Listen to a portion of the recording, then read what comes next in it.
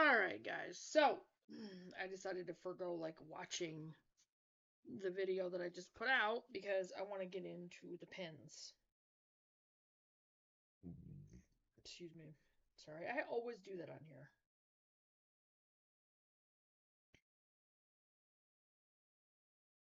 Sorry, I'm trying to get rid of my stupid notifications. Or should I say the notifications that are stupid? That's what I need to do, is make some more skinny greens tonight.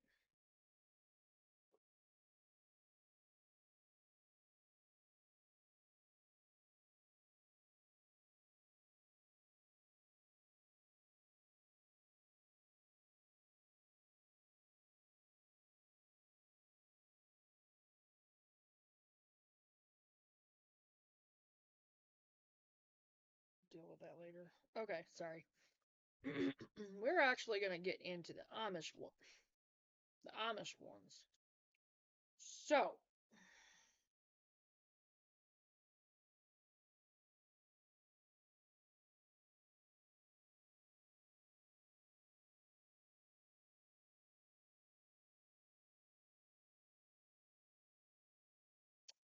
I'm just...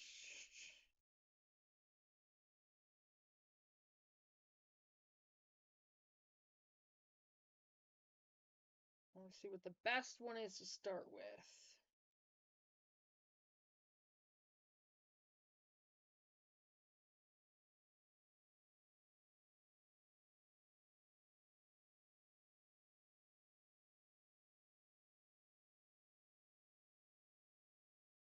Alright, I guess what I'm going to do is I'm going to do the oldest one I have. And this is... Well, this is 10 lost. What's other... No. 10 lost skills we can learn from the Amish. So, here we go. Come here, baby. My sweetie. I will try to hold you, okay? And this is from the Urban Survival site.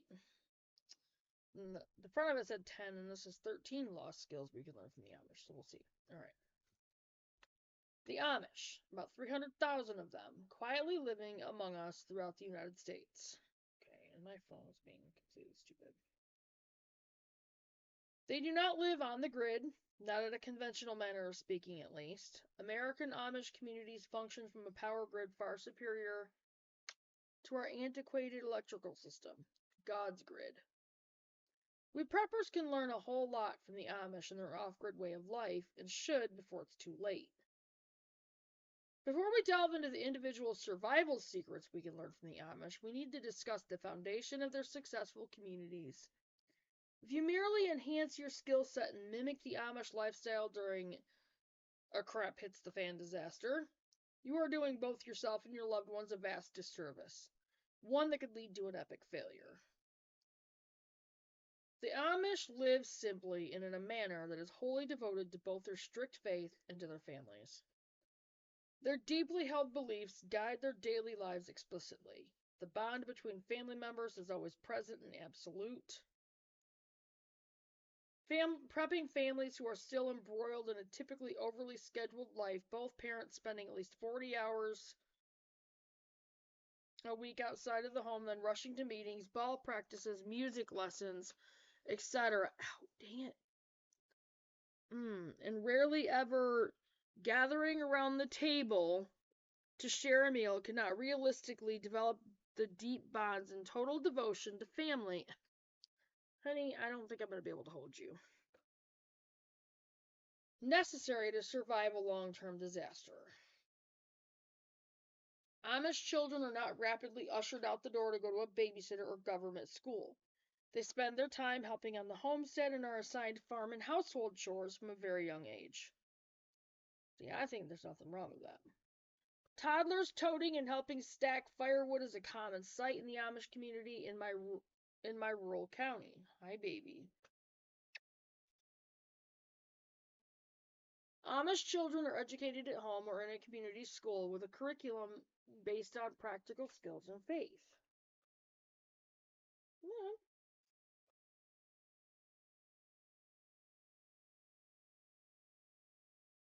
Everyone has to learn their jobs and do their fair share of work to keep the Amish farm and or business humming. Their very lives depend on each family member being able to complete tasks properly in a timely manner and unsupervised in order to put food on the table and run a business, usually a home-based one. And that's where I'm headed. Not saying it's going to be easy because I know it's not going to be, but it is going to be worth it.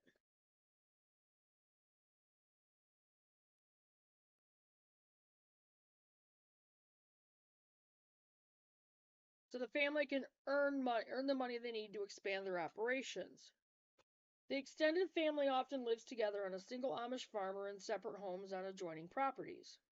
The Amish have not likely heard the term mutual assistance group, but they function in this manner constantly and not just during weekend training in preparation for a disaster. Really? Honey. About 6 years ago, a tri-state region encompassing where we live lost electricity during a powerful summer storm.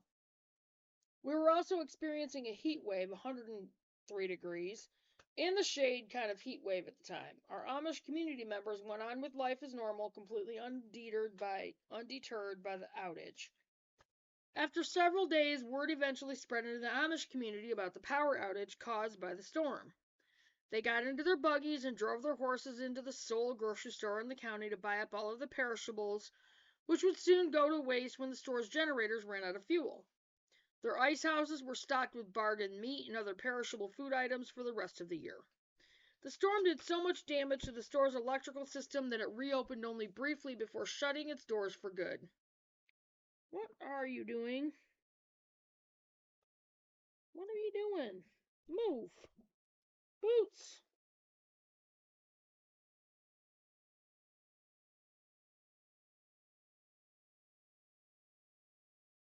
You better not have just been doing something you shouldn't have been.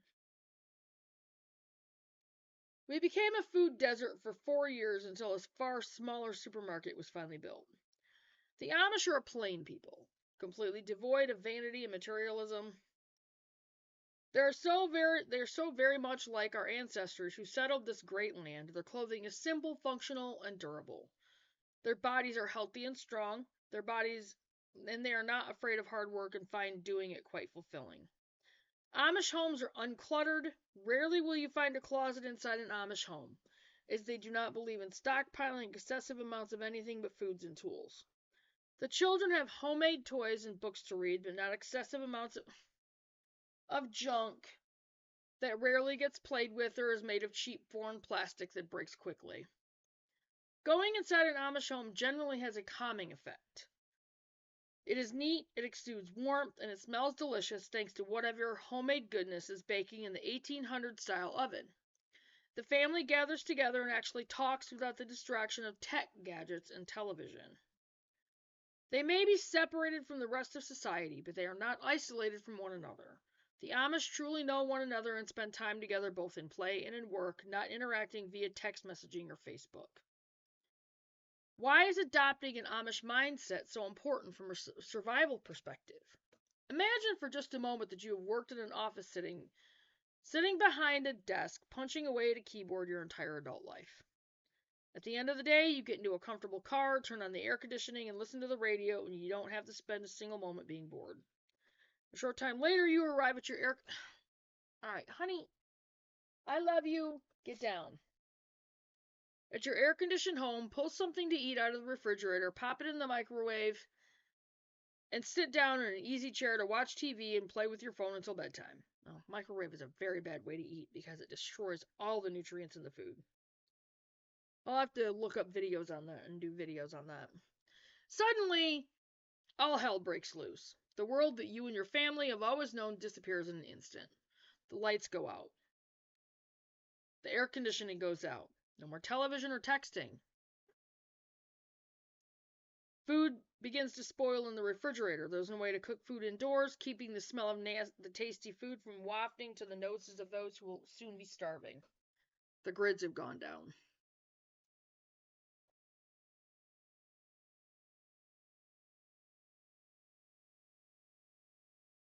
Sorry, guys. this up. As preppers, you have equipped yourself with the skills, tools, and supplies to survive a sudden lights out event. But even though you have trained your body how to react, you may have neglected, partially or completely, Many different persons. Amen. Amen. how to train Tart's Friends and Family Sale is here. partially or completely the same intensive level of training for your mind.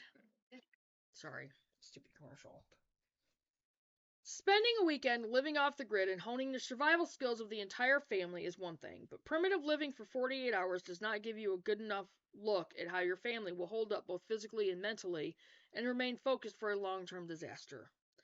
A sort of culture shock will eventually occur, especially for the children and teenagers in the family. Adapting your lifestyle now by simplifying and decluttering it will help your family adjust to a less tech and scheduled-oriented lifestyle. How will your children react when their video games, televisions, and other electronic gadgets are gone for a long period of time or perhaps forever? In this case, it'll be forever. Decrease the amount of withdrawal the family will feel by focusing on connecting with each other, your land, and finding joy in the simple things in life. The things that will always be important, where the light bulb shines when you flick a switch or not. 13 Amish survival skills. 1. Alternative power. How much of the modern world an Amish community allows to infiltrate their homes and places of work varies by sect. No Amish home has electricity, yet they still have lights at night, a way to cook and refrigerate food, as well as warm water in some cases. The use of gas generator power, wood-burning stove and furnaces, and solar power provides the energy necessary to create a fully functional manufacturing business.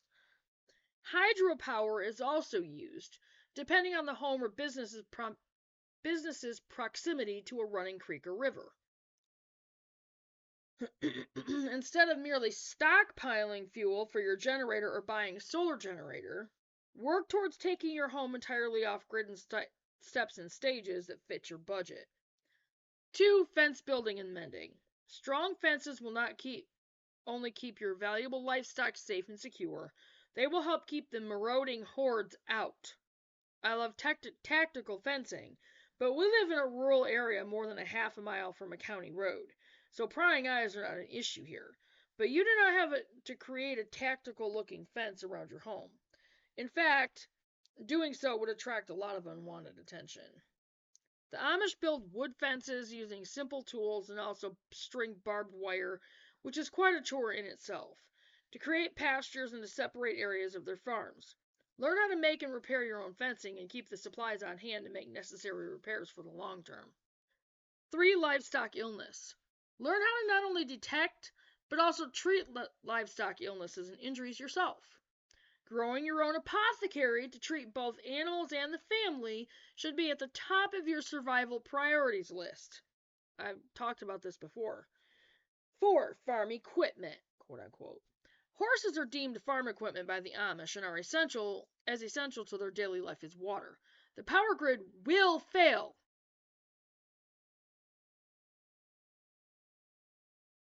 I'm going to reread that. The power grid will fail during any type of long-term disaster eventually. And I know what it said after that. And I'm not going to go into this part of it too much. But it has been prophesied, you guys. It is going to happen. The power grids will go down. And just because you say you don't believe it, doesn't mean it's not going to happen. Owning horses, knowing how to treat their ailments, train them, and trim and shoe them could be substantially beneficial to your family. Now, we have an Amish family that live right next to us. So I'm going to try to, I think what I'm going to do first is start asking how much they want for like their organic feeds and stuff that they have and see, if we can build a friendship. So, see what happens. Not only will you have a way to get around for security patrol that is faster than going on foot and does not require gasoline, you will have an important item and skills to barter with during the post-SHTF rebuilding stage. Horses are trained by the Amish pull not just buggies but also low-tech versions of modern farm equipment. I cannot think of any essential piece of farm equipment that is not still manufactured with a horse-pulling attachment. Some of the farm equipment used by the Amish also include a small gas-powered generator to run the machinery, such as a hay baler. Number 5. Horse and buggy maintenance. While modern societies depend on vehicles that require gas and maintenance, the Amish depend not just on their horses but also on the horse-drawn buggies. Maintaining and repairing these buggies requires a distinct set of skills in woodworking and metalwork, as well as knowledge of horse care and harness repair. In a post-disaster world where gas is hard to come by and vehicles are nothing more than giant paperweights, knowing how to maintain and operate a horse-drawn buggy could be crucial. Number 6. Food preparation and preservation. Learn how to make and prepare food the way our great-grandmothers did by following the Amish example. Cookbooks and off-grid food preparation tools are sold online. In Layman's, the slightly expensive but cool store online and brick-and-mortar location in Ohio that caters to Amish ways, off-grid lifestyle, and they carry like pretty much all the tools. 7. Hand sewing or manual sewing. And I think pretty soon, again, I'm going to do a video showing how to hand sew, at least the quilt blocks. When I'm able to start working on something more than that, like a shirt for Chloe or whatever, I will specifically do a video covering, and I think for that I'm going to cut out my own pattern for it. I'll have her find a shirt that she wants me to use for the pattern, and I'll make sure I have like the right tracing utensils and stuff for it, and I'll do a video showing it. So, old-fashioned manual sewing machines are still on the market. Clothing will be put to the test during an extensive nationwide disaster. What is currently in your closet will have to last for a very long time. Well, that's a problem, because 99% of the clothes that are sold in the stores, you might get a good 2-3 years out of, and that's it. Goods go down, you're not going to have those stores ever again. Period. You're going to have to learn how to make your own clothes. So, I'm also going to look into getting long-lasting fabrics. So, learn how to mend, darn, and sew your own patterns to keep the family warm in the winter, cool in the summer, and to cover growing children. Ugh, I'm tired. Feeling weird. I often run into local Amish families at area yard sales snagging sheets, blankets, tablecloths, etc. for next to nothing so they can use the items as fabric to make clothing and other necessary items. Yard sales are also a great place to find buttons and other notions to stockpile. If you find a shirt you do not like or it is in the wrong size but only costs 50 cents, buy it for the buttons or to use as fabric for a young child. 8. Quilting and insulation. Quilting isn't just a craft for the Amish. It's a must-have skill for creating warm, durable bedding and clothing which they need to get through the winter. Using scraps of fabric which might otherwise be wasted, the Amish create beautiful, functional quilts that provide great insulation. This skill could be especially valuable in a long-term grid-down scenario, helping people stay warm in cold weather. Plus, quilting can be a communal activity that strengthens bonds among family members and neighbors, echoing the Amish value of community. 9. Gardening. The Amish, homesteaders, and preppers who live on their survival retreat are already growing and raising at least most of their own groceries. You should be too. Regardless of where you live, remember you can container garden as well.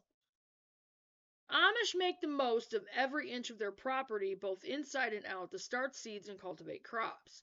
The non-materialistic living style leaves Amish wives free to use folding tables in their living rooms to capture the best light in the house to start their seeds, without worrying what visitors will think about their taste and decor. They also are already picking their first crop, even though snow is still likely to fall a couple more times before it finally feels like spring. See, that is what I want to be able to do, but without the heat, it's a little hard to do that right now, at least in this house. Now, our house out there, our trailer, I'm going to make sure we can do this. Okay, this is another reason why I want to get the trailers out there, because once we start building, I don't trust people. Unless we have the locked gates and the privacy fence around the entire property, there is no way I am leaving what we're building to chance out there. I'm just not doing it. Sorry, guys. This includes bestsellers like Creaseless Creamy Concealer, Maracuja Juicy Lip Oil, Creaseless Setting Powder, and so much more. Shop now at Tarte.com. I'm kind of getting ranted.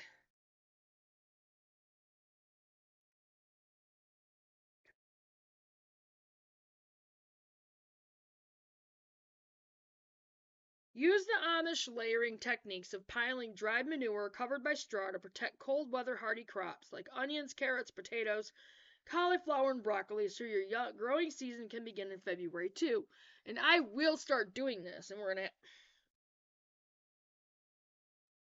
I'm gonna make sure we have a shed where we can store, or maybe even add on a part to the barn when we build it, to where we can store a bunch of straw.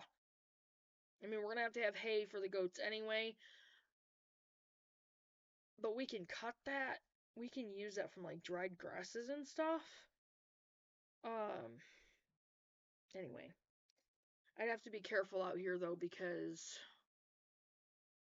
of the pesticides. Yeah.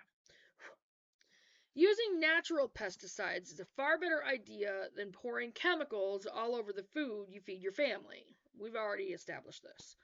Mix up your own bug, wild rabbit, deer repellent, and fungus killing agents to protect your food sources. Now, wild rabbits and the deer, I'm going to have a hunting license anyway, plus on your own property in Michigan, you don't need a hunting license. But I'm going to make sure I have one anyway because I want to be able to hunt the game, to be able to put that up as well and store that. No, I'm not holding you right now. No. All right. But so that'll be another food source for us. Number 10, natural medicine and herbal remedies. The Amish place a strong emphasis on self-sufficiency in healthcare. Boots, I cannot hold you right now. I love you, but I cannot hold you right now. The Amish place a strong emphasis on self-sufficiency in healthcare using natural remedies, which they prepare from herbs grown in their own gardens. They often rely on generations-old recipes to treat common ailments. Boots, no. Now stop. From colds to inflammation. Don't worry, I'll hold him and make up for it. But I don't like holding him while I'm doing a video, especially trying to read something. Since the pharmacies might all be closed during a long-term disaster, might be, there's that's an absolute guarantee, okay? There's none that'll be open. People are going to raid them. They're going to steal the drugs. Learning how to create your own medicinal remedies using natural ingredients is a very valuable skill and very life-saving skill. 11, carpentry. And I'm going to try to get Scott interested in this. No, honey, I love you, but no. The Amish are often master carpenters, and they do it all by hand. You will not be able to call a professional to repair your barn roof after a storm or to fix the door on your smokehouse. Learn how to use manual tools and make essential repairs yourself and with the help of your family. Number 12, mechanical skills. The Amish never need to call a repairman for plumbing or equipment problems. By hand or sometimes with the aid of a gas generator or solar power, they can keep their utilities and mechanical equipment in working order so the family can keep their work and chores on schedule. Amish men are generally competent blacksmiths, honey, hunters, and sometimes gunsmiths as well. I love you, Boots. I can't resist him. He's a kitten. I do it with Bandit too. I love you. 13. Work ethic. In addition to adopting the mindset of the Amish, you should also learn to achieve the same top-notch work ethic. The day starts around 5 a.m. on an Amish farm and continues until dark when everyone sits down to enjoy supper together. Way too hard. Way too hard. How many hours per day does your family work together doing chores? Well, me and Scott work a lot. And Chloe and Aaron work a lot. We all work a lot. We have jobs we have to right now. But we're going to be putting a lot into the homestead as well. And my goal is to be able to make all of our money off from the homestead. It's going to take a while, I know that. But I also have to make sure that we have everything in place for when the grids do go down. Because, obviously we're going to have to be able to survive. We have to have our gardens and everything else in place, so. How many hours do you think they can suddenly adapt to working? How many hours do you think they can suddenly adapt to working when the stress level is at its highest and when they're tired and hungry? Better to find out now and develop a new routine instead of crossing your fingers and hoping they can handle strenuous manual labor like champs after the crap hits the fan. Typical Amish seasonal work schedule. April, oats, barley, sorghum, and corn are planted. Tomato seeds are moved outdoors as soon as the threat from the last frost has passed. Now, here that would be in May. May, late harvest corn, and the rest of the crops are planted. June, the first hay cutting takes place. This is also often calving season, depending on when the cows were bred. Berry picking and preservation also begins in June. July, honey is collected. Full fruit tree starts are transplanted. Blah, blah, blah, blah. I have to remember that. More berry picking and hay cutting. August, fall wheat is planted and silos are filled with stores to prepare for the coming winter months. September, the bulk of the garden is harvested and preserved. October, the late corn and wheat are harvested, cover crops are planted, cider and jams are made, and perhaps a third cutting of hay, weather permitting, is completed. Hunting and the smoking of meat now kicks into high gear. Go visit the Amish. The best way to learn Amish skills and more about their way of life is from the people themselves.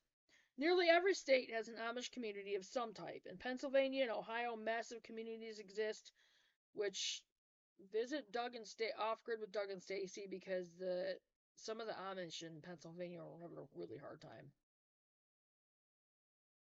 Most of which have businesses that highlight their skills. These businesses are open to the public and welcoming of tourists.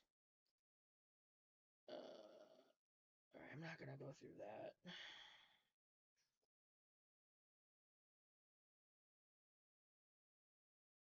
Actually, maybe I should. Ohio Amish, Wayne, Georgia, Holmes, and Vinton County are all home to Amish communities. Pennsylvania Amish, Lancaster County, and that's where they're having a whole lot of problems. Indiana Amish, Elkhart County, Missouri Amish, Webster County, Iowa Amish, Kelowna, Delaware Amish, Kent County, Colorado Amish, San Luis Valley, Florida Amish, Sarasota area, Illinois Amish, Arthur and Arcola, Kansas Amish, Garnet, Yoder, Hutchinson and Young, Kansas, Kentucky Amish, Guthrie and Munfordville, Horse Cave, Guthrie, Maine Amish, Aroostook County, Smyrna County, and Waldo County. Maryland Amish, Southern Chesapeake Bay area and St. Mary's County. Michigan Amish. Now, I think Michigan probably has the most Amish. 35 Amish communities exist in Michigan, some of which are right down the road from us. Mississippi Amish, Pontotoc County. Minnesota Amish, Becker County, Clearwater County, Fillmore County, Todd and Polk counties. Montana Amish, Lake County, Lincoln County, and Rosebud County. Nebraska Amish, Antelope County and Pawnee County. New York Amish, Conewango Valley, Clymer, that's Clymer, and then Heuvel, Houvelton, Maryville, Mohawk Valley, and Lowville. North Carolina Amish, Union Grove, Oklahoma Amish, bleh, Clarita County, and Mays County. South Dakota Amish, Hutchinson County. Tennessee Amish, blah, blah, blah, blah, Etheridge, Carroll County, and Huntington County. Texas Amish, there's not many in Texas, B County. Texas is a hard state to live in, though. Virginia Amish, Charlotte County, Giles County, and Halifax. As a matter of fact, Oklahoma is a hard state to live in, too. And homestead in. West Virginia Amish, Mason and Summers counties. And Wisconsin Amish, Green Lake County, Cashton, Monroe County, and Vernon County. If the crap hits the fan tomorrow, would your family be ready? The Amish would. As you can imagine, the Amish way of life is very similar to how American pioneers lived in the 1800s. And you know what? That's actually what I long to do. Stupid as it sounds, that's what I long to do. Why? It was a simpler way of life. It was a healthier way of life. Yes, you had to work a lot harder. But you know what? That's actually good for you. Watch the link. Okay, they linked a video.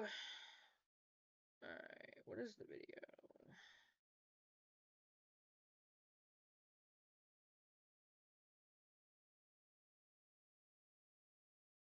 Alright, so that was it. For 13 lost skills we can learn from the Amish. Turned out to be a little longer than I expected, but again, I'm going into it, you guys, and this stuff is important. I've said this before. You know, this is survival. Survival in the worst of conditions. And I say the worst of conditions because what are you gonna do? What would you do? Put yourself in that place. The power goes out. Okay, so what? There's been power outages before. You have your phone charged, you know it's charged, you go to make a phone call. Look at your phone. You think it locked. You hit the button, nothing. Try to turn it on, nothing.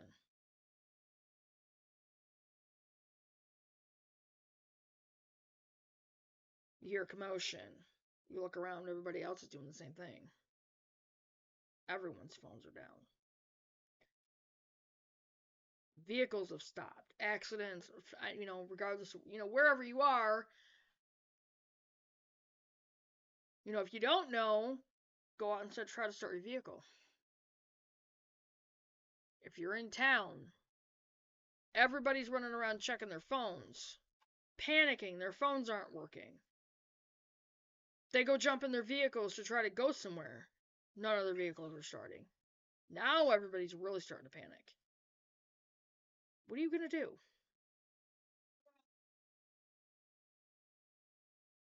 Can't buy gas? Can't buy food? Let's just say you went to the grocery store to buy groceries. You don't carry cash. All you have is your cards. You have your newer car, the latest cell phone, the latest technology, but it's all dead. Your car is dead. You think, okay, maybe I'll just go pick up the food. And maybe somehow, I can, you're going to be panicking anyway. But you think, okay, I'm going to go in and try to calm down. I'm going to go, people are going to be freaking out. But you grab a cart, and then you realize, remember the power's out, which means all the coolers are down. And you look around. None of the registers are working. People are trying to check out. They can't even open the cash drawer. People go to the ATM thinking maybe I can pull money out still. It's not even on. What's going on? Have you been warned? Have you heard? Do you know? Then here's some people talking. Okay, this is what we got to do. This is it, you guys. This is what we've been talking about. This is what we've been preparing for. Obviously, none of our phones are working. We have my truck. You have your truck. We know that it works. There's gas in it. We have gas in the truck. And, let's go.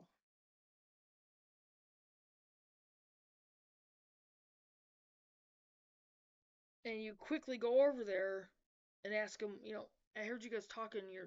Why aren't you panicking? What's going on? Haven't you heard? Like, have you not been, have you not heard the possibility of what could happen? No. Power grids just went out. It was an EMP. They took our power grids down. When do you think they're going to have them fixed? They're not. They're totally gone. They're gone. We have to live without power now. And you really start to panic. You feel the tears, you start to shake, you feel like you're going to have a panic attack.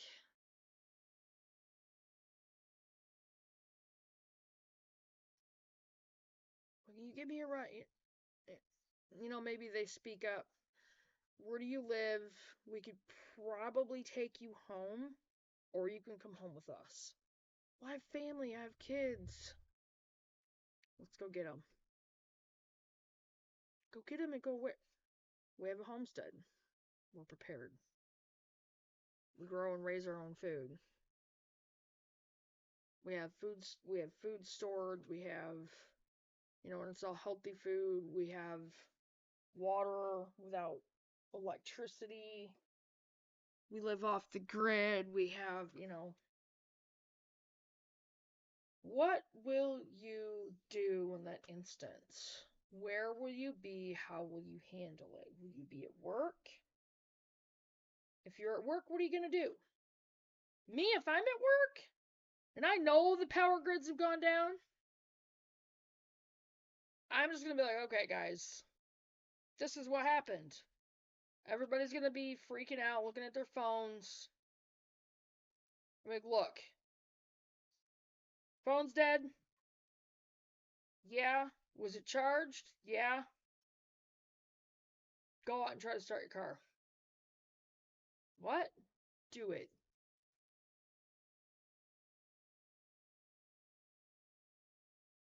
No, it's obviously not going to start. Because any vehicle, it's somewhere between 86 and 96. I do believe it's anything made after 1986. Somewhere between 86 and 96. I don't remember. I'll have to look it back up. Any vehicle with a computer in it will be dead. Period. Done. Because it'll fry the circuits. That's why the phones won't work. That's why the computers will be down. Because the electrical circuits, they'll all be fried. Completely. And these people will come back in. My car won't start. Like, okay, look. Power grids are down. What? I'll explain. I'll explain it to them. And make look. And they'll probably ask me, if I don't have a vehicle at that point. I'll be like, well, you're welcome to come home with me. Unless you live close enough to walk to your own home. And get out. And I'll tell them, we have a homestead. This is one of the whole points. Bandit, stop. Just, no. I'm done. Knock it off. This is one of the whole points, you guys. What will you do? And it will happen. What will you do? Will you pay? Dang it! I said no. Because all you want is to try to get out that door. And you can't, because I'm not letting you out outside. There's a hole that he can get through. We need to buy some plexiglass for one of the windows in the dining room. He tore a hole in the plastic. So hopefully within the next little bit, I'll be able to get some plexiglass and fix the window. Don't worry, I'm making sure they get exercise, but I don't want them outside because I don't want them getting hit by a car. Anyways, that's the reason why. Anyway. No, what will you guys do? What are you gonna do? Do you have preparations in mind? This is part of the whole point. Part of it. Yeah, I want to be able to fund our family off our homestead. But first and foremost, I want to be able to have the resources to share with people who are going to need it, who will otherwise starve in that event. And I want us to be able to have that healthy intake of food. So, anyway, kind of a little lesson there afterwards. So anyway, I'm going to get off from here and I'll get this up there, and I will definitely try to work on another video even though it's 9:45. I was going to do a lot more videos in this today. See what I can do. I don't know how long this is going to take to get up there. No! Bandit, I said no.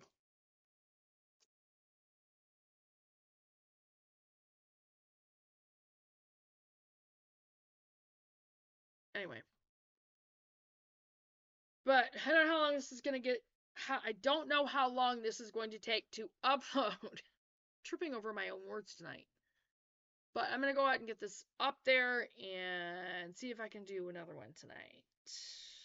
I don't know if I'll read out of a book or do another pin. I might do another pin. We'll see. I'm going to get off from here, though, and I will see you guys in the next video. Make sure you check your subscriptions, you guys. Like I said, as Doug has said, YouTube is unsubscribing people at an alarming rate. Always check those subscriptions. Make sure you're still subscribed. If you are, or you're just subscribing, click that notification bell. Click on all to make sure you get all the notifications. Like and share the videos on all your platforms with friends, family, anybody you can think of. People who want to get into homesteading, people who are homesteading, beginning homesteaders, whatever. Share the videos and do your research. Because it's imperative that you guys know this stuff. And be prepared. Get yourself prepared. Do that research and start preparing. I will see you guys in the next video. Bye, guys.